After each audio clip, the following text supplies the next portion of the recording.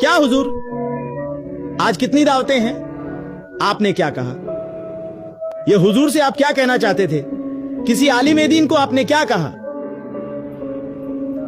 हुजूर ये क्या बात हुई?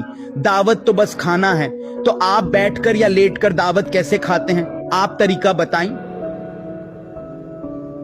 चूंकि आपको हुजूर को दावत खिलाने का काम है, तो आप जो आपको दावत खिलाने के लिए कहते हैं कि हे ग्रामवासियों, आप लोग हुजूर इमाम आलिमों को दावत न खिलाकर मेरे जैसे एक समझदार को दावत खिलाओ जो बीड़ी नहीं पीता, चाय की दुकान पर गपशप नहीं करता, टेलीविजन नहीं देखता, मुझे आप सब दावत खिलाओ।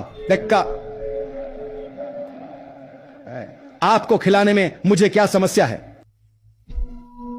কি হুজুর আজকে দাওয়াত কয়টা? কি বললেন? এটা কি বলতে চাইলেন হুজুরকে? কোন আলেমে দ্বীনকে কি বললেন?